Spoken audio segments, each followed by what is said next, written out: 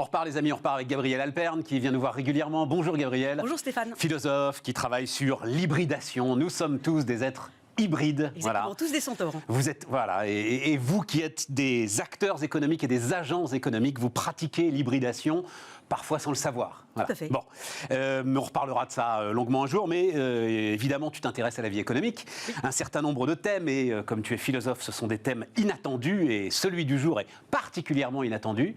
Tu nous dis, Gabriel, que la culture va sauver l'économie. Tout à fait. Alors effectivement, ça peut paraître assez paradoxal de dire une chose pareille.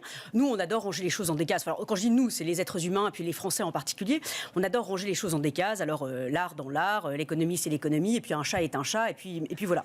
Sauf qu'en fait, il pourrait se révéler que les croisements pourraient être extrêmement intéressants, et que justement, à l'heure où on est dans une crise, voilà, et il va y avoir des vrais sujets de relance économique. Ouais. Un certain nombre de secteurs économiques pourraient trouver, peut-être pas leur rédemption, mais en tout cas pourraient trouver des réponses, des solutions dans la culture, dans l'art plus précisément. Je vais vous donner... faut y aller. Il faut les exemples, là. Il faut y aller. Effectivement. Parce que ce que je dis, alors certes, c'est quelque chose que j'appelle de mes voeux, mais en plus, c'est un constat, c'est-à-dire que ça arrive déjà. Donc cette grande hybridation entre la culture et l'économie, entre l'art et l'économie, ça arrive déjà. Moi, je vais te dire, juste comme ça pour poser le problème. Oui. Pour moi, voilà, je ne vais pas dire chef d'entreprise, machin. Pour moi, agent économique basique et binaire, c'est plutôt le contraire. C'est-à-dire, en gros, oui, à travers le mécénat. Ouais. À travers le mécénat, c'est l'économie qui soutient la culture parce que l'homme n'est pas un animal, justement, et qu'on a besoin de réfléchir de temps en temps et de s'émerveiller. Oui. Mais je ne vois pas en quoi la culture pourrait soutenir l'économie.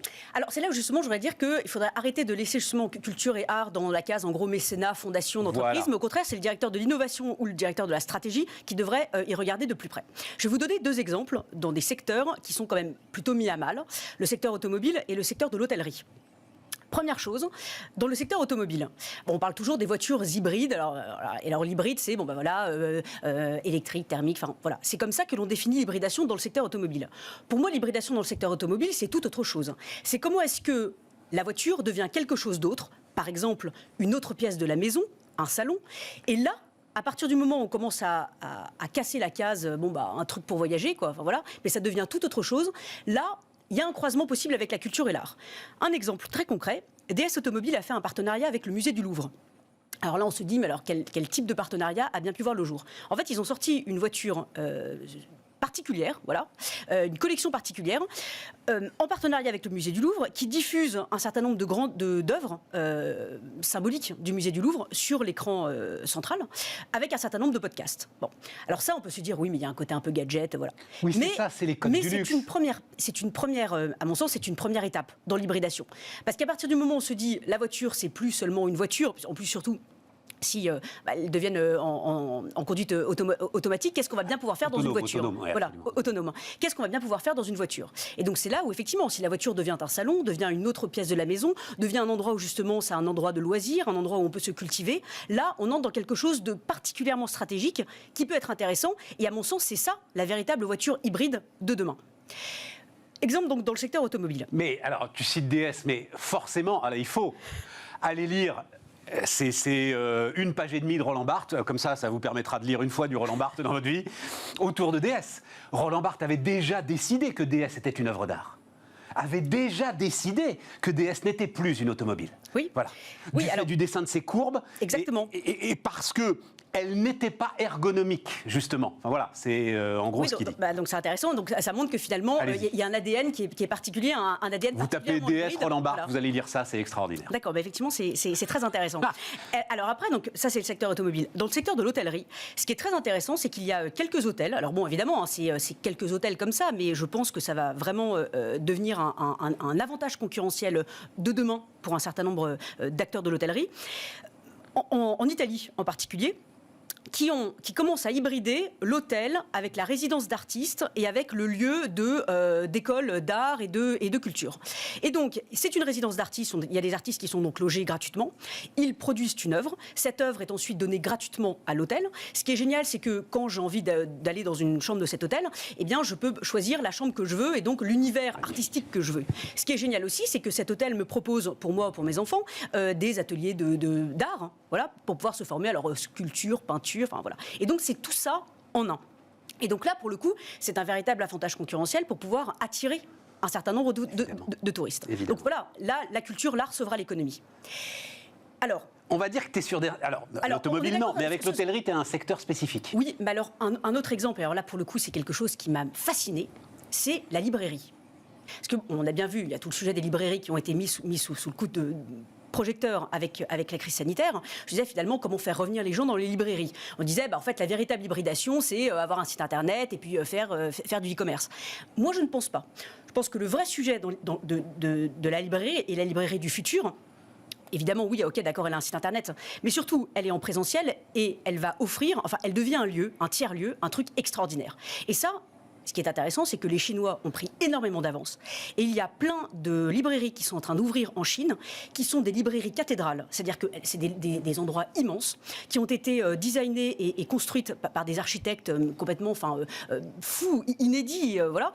Et donc, c'est des trucs, effectivement, cathédrales, où on peut faire plein de choses dedans. Et alors, ce qui est génial, c'est que les gens font la queue pour y entrer. Bon, et les enfants se battent pour pouvoir y entrer. Mais ça, c'est vrai, Gabriel, pour tout le retail. Ce que tu es en train de me décrire, c'est, alors il se trouve que on en parle très régulièrement, l'événementialisation du retail, et effectivement, ça passe par la culture. Exactement. Ça passe par la culture. Tout à fait. Alors c'est une phrase extraordinaire d'Andy Warhol sur laquelle je suis tombée, 1975, alors clairement visionnaire, qui disait « Tous les grands magasins vont devenir des musées et tous les musées vont devenir de grands magasins. » Alors je sais que ça peut choquer. Oui, vous avez raison. Se dire, mais c'est terrible, c'est de l'instrumentalisation de la culture et de l'art, voilà. C'est la profanation de l'art. Voilà, les marchands du temple. Exactement, sauf que ça permet aussi de pouvoir ouvrir enfin l'art. Et on sait très bien qui va dans les musées et qui n'y va pas. Et là, encore une fois, je reprends mes exemples aussi en Chine. Un nouveau concept extraordinaire qui s'appelle K11. Et donc là, c'est un mélange de galeries marchandes et de galeries d'art. Et donc on mélange le shopping et des poses artistiques. Et ça marche. Ça marche. Voilà, encore un exemple. Non, parce que j'ai envie de t'amener encore plus loin, en fait. Il y a plein d'exemples. Autre chose, Renzo Piano. Ça, je trouve ça magnifique. À qui on disait, par rapport à Beaubourg, non, mais alors en fait, c'est horriblement moche, ces ascenseurs extérieurs, enfin, ces escalators extérieurs, on a l'impression que c'est un hypermarché. Et Renzo Piano disait... C'est l'architecte de Beaubourg. Ouais. Et Renzo Piano disait, mais tant mieux, parce que les gens n'ont pas peur d'entrer dans un hypermarché. Ah, génial. Voilà. Et pour moi, l'art devient sacré quand il s'ouvre, quand il se démocratise, quand tout le monde a accès à l'art. Donc ça n'est pas une profanation de l'art que de le mettre dans des galeries marchandes, dans des restaurants, enfin bref, partout. Non, mais attention, ton sujet, c'était pas la profanation de l'art. Ton sujet, c'était l'art sauvera l'économie. Oui, mais je voudrais pas que l'on l'interprète en disant ah oui, mais c'est de l'instrumentalisation. Ah, mais ça, on s'en fout, nous, sur Bismart. Nous, c'est l'économie avant tout, si tu veux. Donc s'il faut instrumentaliser l'art, on va l'instrumentaliser. Voilà, mais en tout cas, je voulais quand même le préciser. Voilà. Non, je veux t'amener encore plus loin.